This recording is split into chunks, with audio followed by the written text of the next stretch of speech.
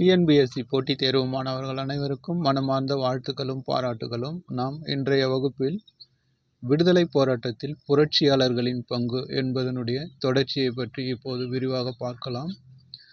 இந்த வகுப்புகள் அனைத்தும் டிஎன்பிஎஸ்சியால் பரிந்துரைக்கப்பட்ட டாக்டர் கா. வெங்கடேசன் அவர்கள் எழுதிய இந்திய விடுதலைப் போராட்ட வரலாறு என்ற புத்தகத்தை அடிப்படையாக கொண்டு நடத்தப்படுகிறது. நண்பர்களே, இது முக்கியத்துவமான தலைப்பு. நாம் ஏற்கனவே விடுதலைப் போராட்டத்தில் தமிழ்நாட்டின் பங்கு என்பதை பற்றி பார்த்திருக்கிறோம். பார்க்காதவர்கள் பார்த்து கொள்ளுங்கள் நண்பர்களே. அதற்கடுத்து இப்போது விடுதலைப் போராட்டத்தில் புரட்சியாளர்களின் பங்கு என்பதை பார்த்து வருகிறோம். இது முக்கியத்துவம் வாய்ந்த ஒரு தலைப்பு. ஏற்கனவே ஒரு வகுப்பு பார்த்து முடித்திருக்கிறோம். அதனுடைய தொடர்ச்சியாக இப்போது இரண்டாவது வகுப்பாக இதை பார்க்கிறோம். சிட்டகாங் கிளர்ச்சி 1930. புரட்சி பயங்கரவாதம் ஐக்கிய மாகாணம், பஞ்சாப், பீகார் மட்டுமின்றி வங்காளத்துக்கும் பரவியது. 1924 ஜூன் மாதம் கல்கத்தாவின் போலீஸ் கமிஷனர் சார்லஸ் டெக்கார்ட் டைக் கோபிநாத் சாகா கொல்ல முயற்சிக்கையில் குறி தவறி டே என்ற ஆங்கிலேயர் கொல்லப்பட்டார். மக்கள் செல்வாக்கு மிக்க சாகா தூக்கிலிடப்பட்டார். புரட்சி இயக்கம் வங்காளத்தில் சூர்யா சென் தலைமையில் தீவிரமடைந்தது. இதில் பெண்கள் பங்கேற்றது குறிப்பிடத்தக்கது. அவர்கள் புரட்சியாளர்களுக்கு அடைக்கலம் கொடுத்தனர். புரட்சி தூதுவர்களாக செயல்பட்டனர். ஆயுத பாதுகாப்பாளராக இருந்தனர். பலர் ஆயுதம் தாங்கி போரிட்டனர். ஒரு திடீர் தாக்குதலின் போது பிரீதிலதா வடேதார் என்ற பெண் புரட்சியாளர் கொல்லப்பட்டார். கல்பனா தத்தா கைது செய்யப்பட்டு விசாரணைக்கு பின் ஆயுள் தண்டனை வழங்கப்பட்டது. சாந்தி கோர், சுலுதி சௌத்ரி என்ற 2 பள்ளி மாணவிகளும் சுட்டுக் கொல்லப்பட்டனர்.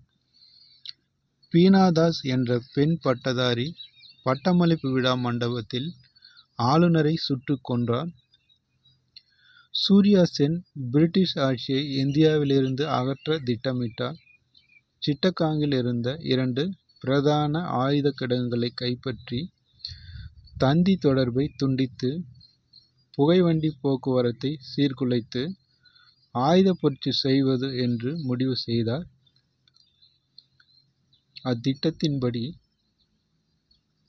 1930 ஏப்ரல் 18ஆம் நாள் இரவு 10 மணிக்கு சூர்யா சென்னும் அவரது சகாக்களும் சிட்டகாங் போலீஸ் ஆயுத கிடங்கை கைப்பற்றினர். லோக்நாத் பால் என்பவரின் தலைமையின் கீழ் செயல்பட்ட மற்றொரு பிரிவினர் துணை பாதுகாவல் படை ஆயுத கிடங்கை கைப்பற்றினர். இந்துஸ்தான் சோசியலிஸ்ட் குடியரசு சங்கத்தின் சிட்டகாங் கிளை கிளர்ச்சியை துவக்கி தற்காலிக புரட்சி அரசாங்கத்தை பிரகடனப்படுத்தியது. சிட்டகாங் இரவு தாக்குதலுக்கு பின் புரட்சியாளர்கள் ஜலாலாபாத் மலைப்பகுதிக்கு சென்றுவிட்டனர். அதை அறிந்த இராணுவத்தினர் அந்த மலைப்பகுதியை சுற்றி வளைத்தனர். அப்போது நடந்த மோதலில் 12 புரட்சியாளர்கள் உயிரிழந்தனர். 80 இராணுவ வீரர்கள் கொல்லப்பட்டனர். சூர்யா சென் தன் சகாக்களுடன் அருகில் இருந்த கிராமங்களுக்கு சென்று கிராம மக்கள் துணையுடன் அரசாங்க அதிகாரிகளை தாக்கினர். அரசாங்க சொத்துக்களை சூறையாடினர். கிராமங்களில் பெரும்பான்மையினராக இருந்த முஸ்லிம்கள் இந்து புரட்சியாளர்களுக்கு புகலிடம் கொடுத்து 3 ஆண்டுகள் பாதுகாப்பு அளித்தனர் என்பது நினைவுகூரத்தக்கது. 1933 பிப்ரவரி 14ஆம் நாள் சூர்யா சென் கைது செய்யப்பட்டு விசாரணைக்கு பின் 1934 ஜூன் 12ஆம் நாள் தூக்கிலிடப்பட்டார். அவருடைய சக போராளிகளுக்கு ஆயுள் தண்டனை வழங்கப்பட்டது. அரசாங்கம் 20 அடக்குமுறை சட்டங்களை இயற்றி புரட்சி இயக்கத்தை ஒடுக்கியது. சிட்டகாங் கிளர்ச்சி இந்திய புரட்சி போராட்ட வரலாற்றில் குறிப்பிடத்தக்க தாக்கத்தை ஏற்படுத்தியது. அது வங்காள இளைஞர்களிடையே எழுச்சியை தூண்டிவிட்டது. பலர் பயங்கரவாத அமைப்புகளில் சேர்ந்தனர். மிட்னாப்பூர் மாவட்டத்தில் மட்டும் பல போலீஸ் அதிகாரிகளும் அரசாங்க அலுவலர்களும் கொல்லப்பட்டனர். 3 ஆண்டுகளில் 2 ஆளுநர்களை கொலை செய்ய முயற்சிக்கப்பட்டது.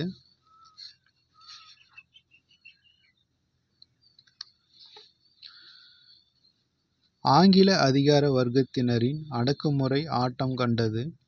புரட்சியாளர்களின் பயன்கருதா வீரதீர செயல்களும் உயிர் தியாகமும் விடுதலை போராட்டத்துக்கு உரமாக பயன்பட்டது. இந்தியா விரைவில் விடுதலை பெற வேண்டும் என்ற எண்ணத்தை எழுப்பியது. புரட்சியாளர்கள் இந்து முஸ்லிம்கள் என்ற வகுப்பு வேறுபாடின்றி போராடினர். புரட்சி இயக்கம் முறியடிக்கப்பட்டது. ஆனால் புரட்சியாளர்களின் போராட்ட உணர்வு நீர்பூத்த நெருப்பாக இருந்தது. அந்த உணர்வு சுபாஷ் சந்திரபோஸ் உருவத்தில் வெளிப்பட்டது. லாகூர் சதி வழக்கு தீர்ப்பு 1931.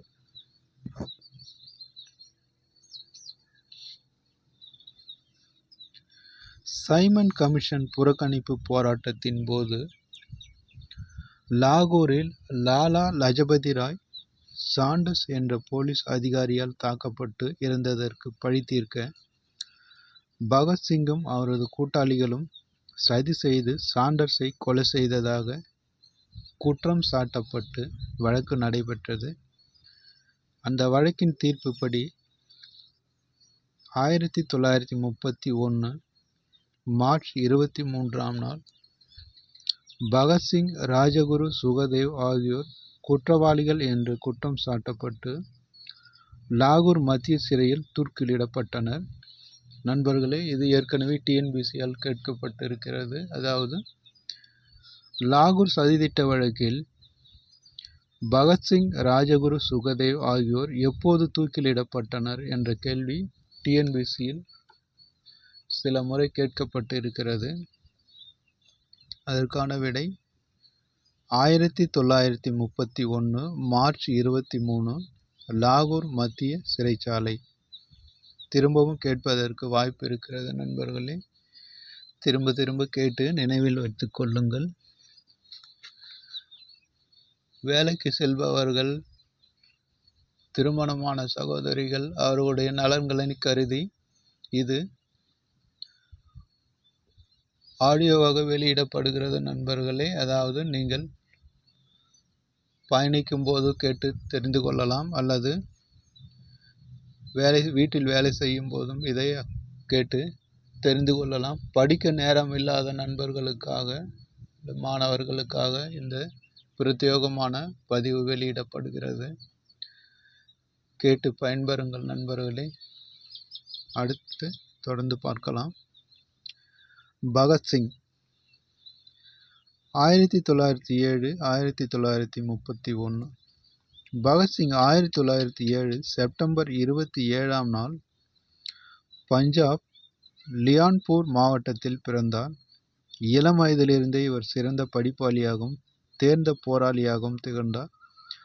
லாகூரில் இருந்த துவாரகா தாஸ் நூலகத்தில் ரஷ்யா, அயர்லாந்து, இத்தாலி போன்ற நாடுகள் நிகழ்ந்த புரட்சி இயக்கங்கள், புரட்சி தலைவர்கள் பற்றி படித்து தெரிந்து கொண்டார். காரல் மார்க்சின் சோசலிச சித்தாந்தம் பகத்சிங்கை பெரிதும் கவர்ந்தது. இவர் பல கற்றல் கூடங்களை ஏற்படுத்தி அவற்றின் மூலம் இளைஞர்களிடையே புரட்சி கருத்துக்களை பரப்பினார். பகத்சிங் கைது செய்யப்பட்டு லாகூர் சிறையில் அடைக்கப்பட்ட போது சிறை கூட்டத்தை திறந்தவெளி பல்கலைக்கழகமாக மாற்றினார். இவர் சக கைதிகளுக்கு புரட்சிக்கான மூலப்பொருள் கருத்துக்களே என்பதை எடுத்துரைத்தார். புரட்சி என்ற வாள் கருத்துக்கள் என்ற சாணைக்கல்லில் கூர்த்திட்டப்படுகிறது என்று லாகூர் உயர் நீதிமன்றத்தில் வழக்கு விசாரணையின் போது கூறினார். இவரது சக புரட்சியாளர்கள் அனைவரும் கற்றறிவாளர்களாக இருந்தனர். புரட்சி மூலம் இந்திய விடுதலை பெற வேண்டும் என்பதே பகத்சிங்கின் மூச்சாகவும் பேச்சாகவும் இருந்தது. அந்த நோக்கத்தோடே அவர் பஞ்சாப் நவஜவன் பாரத சபை என்ற அமைப்பை உருவாக்கினார்.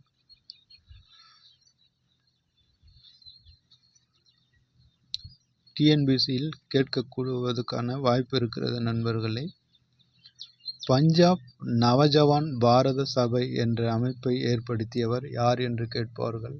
அந்த அமைப்பை ஏற்படுத்தியவர் பகத்சிங். அடுத்து மாணவர் சங்கம் ஒன்றையும் ஏற்படுத்தினார். வகுப்புவாத சங்கங்களை சேர்ந்தோர் இந்த அமைப்புகளில் சேர்த்து கொள்ளப்படவில்லை என்பது குறிப்பிடத்தக்கது. காலனி ஆதிக்கத்தை போன்றே வகுப்புவாத ஆதிக்கமும் அபாயகரமானது என்று எச்சரித்தார். மனிதனை மனிதனாக மதிக்க வேண்டுமேயன்றி இந்துவாகவோ முஸ்லிமாகவோ சீக்கியராகவோ பார்க்கக்கூடாது என்ற அவரது கருத்து நினைவு கூறத்தக்கது. பகத்சிங் நான் ஏன் ஒரு நாத்திகன் என்ற கட்டுரையில் சமய பொறையுடைமை பற்றி கூறியுள்ளார். சமய நம்பிக்கை ஒருவரது தனி உரிமை. ஆனால் மக்கள் மதம், மூட நம்பிக்கை, புராணம் என்ற பெயரால் மன அடிமைகள் ஆகிவிடக்கூடாது என்பதை அடிக்கோடிட்டு காட்டினார். புரட்சியாளர்களுக்கு நாத்திகமும் பொருண்மைவாதமும் ஊன்றுகோல்களாக இருக்க வேண்டும் என்று வலியுறுத்தினார். பகத்சிங் தன்னிகரற்ற தலைவராக திகழ்ந்த லாலா லஜபதி ராய் இறப்பதற்கு காரணமான போலீஸ் அதிகாரி சாண்டர்ஸை கொல்ல தயங்கவில்லை. அதேபோன்று பிரிட்டிஷ் ஏகாதிபத்தியத்தின் அநீதி சின்னமாக விளங்கிய மத்திய சட்டமன்றத்தில் குண்டு வீசினார். இன்குலாப் ஜிந்தாபாத் என்று கோஷமிட்டார். அஞ்சா நெஞ்சர், பகுத்தறிவாளர், புரட்சி பகலவன் என்று அழைக்கப்பட்டவர் பகத்சிங். நண்பர்களே, இது டிஎன்பிசியில் கேட்பதற்கு நிறைய வாய்ப்புகள் இருக்கிறது. அதாவது இன்குலாப் ஜிந்தாபாத் என்று கோஷமிட்டவர் யார் என்று பலமுறை கேட்டு இருக்கிறார்கள். அது எல்லோருக்கும் தெரியும், பகத்சிங் தான். அதற்கடுத்து அஞ்சா நெஞ்சர், பகுத்தறிவாளர், புரட்சி பகலவன் என்று அழைக்கப்பட்டவர் யார் என்று கேட்பார்கள். அதுவும் பகத்சிங். நண்பர்களே, இங்கு புரிந்து கொள்ள வேண்டிய விஷயம் இருக்கிறது. அதாவது பகுத்தறிவாளர் என்று சொன்னவுடன் எல்லோரும் பெரியாரை ஞாபகத்தில் கொண்டு வருவீர்கள். ஆனால் இங்கு பகத்சிங்கும் அந்த பகுத்தறிவாளர் என்று குறிப்பிடப்படுகிறார். அதற்கடுத்து புரட்சி பகலவன் என்று குறிப்பிடப்படுகிறார். இதுவும் பகத்சிங்கை குறிக்கும். தெளிவாக நிதானமாக புரிந்து கொள்ளுங்கள் நண்பர்களே. 1931 மார்ச் 23ஆம் நாள் தூக்கு மேடையை தீரத்துடன் எதிர்கொண்டார். அவர் வாழ்வதற்காகவே இறந்தார். நண்பர்களே, இந்த கேள்வியும் டிஎன்பிசியில் கேட்டு இருக்கிறார்கள். அதாவது லாகூர் சதித்திட்ட வழக்கில் பகத்சிங், ராஜகுரு, சுகதேவ் ஆகியோர் 1931 மார்ச் 23ஆம் நாள் லாகூர் மத்திய சிறையில் தூக்கிலிடப்பட்டனர். திரும்பவும் கேட்பதற்கு வாய்ப்பு இருக்கிறது நண்பர்களே, நினைவில் வைத்துக் கொள்ளுங்கள். இதோடு இந்த பகுதி நிறைவு பெறுகிறது நண்பர்களே. அதாவது விடுதலை போராட்டத்தில் புரட்சியாளர்களின் பங்கு என்ற பகுதி நிறைவு பெறுகிறது. அதற்கடுத்து இதே போலும் முக்கியத்துவமான ஒரு தலைப்பு உள்ளது. அதை பற்றி அடுத்து வரும் வகுப்பில் பார்க்க. அதாவது விடுதலை போராட்டத்தில் பத்திரிகைகளின் பங்கு என்பதை பற்றி பார்க்கலாம் நண்பர்களே. நாம் ஏற்கனவே மிக மிக முக்கியத்துவம் வாய்ந்த தலைப்பாக உள்ள விடுதலை போராட்டத்தில் தமிழகத்தின் பங்கு என்ற ஒரு நீண்ட நெடிய தலைப்பை பார்த்து இருக்கிறோம். பார்க்காதவர்கள் நம்முடைய யூடியூப் சேனலில் பதிவேற்றம் செய்யப்பட்டுள்ளது நண்பர்களை பார்த்து பயன்பெறுங்கள். நிச்சயமாக அதிலிருந்து பல கேள்விகள் வரும். அதனைத் தொடர்ந்து விடுதலைப் போராட்டத்தில் புரட்சியாளர்களின் பங்கு என்பதையும் பார்த்திருக்கிறோம். இதுவும் முக்கியத்துவமான தலைப்பு நண்பர்களே. இதிலிருந்தும் சில கேள்விகள் எதிர்பார்க்கப்படுகிறது. இந்த பயிற்சி வகுப்புகள் அனைத்துமே டிஎன்பிசியால் பரிந்துரைக்கப்பட்ட புத்தகங்களில் இருந்து எடுக்கப்பட்டு மாணவர்கள் நலனுக்காக ஆடியோ வடிவில் வெளியிடப்படுகிறது நண்பர்களே. ஏனென்றால் உங்களுடைய நேரத்தின் முக்கியத்துவத்தை கருதி பயணம் செய்யும் போதோ அல்லது படுத்து உறங்கும் போதோ அல்லது பணிபுரியும் போதோ வீட்டில் உள்ள சகோதரிகள், திருமணமான சகோதரிகள் அனைவருக்காகவும் இது பதிவிடப்படுகிறது. நீங்கள் எப்போது வேண்டுமானாலும் இதை கேட்டு பயன்பெற முடியும் நண்பர்களே. இதே போல இன்னொரு முக்கியத்துவம் வாய்ந்த தலைப்பு உள்ளது. அதை அடுத்து வரும் வகுப்பில் பார்க்கலாம். அதாவது விடுதலை போராட்டத்தில் பத்திரிகைகளின் பங்கு என்பதை பற்றி அடுத்த வகுப்பில் பார்க்கலாம். நன்றி நண்பர்களே.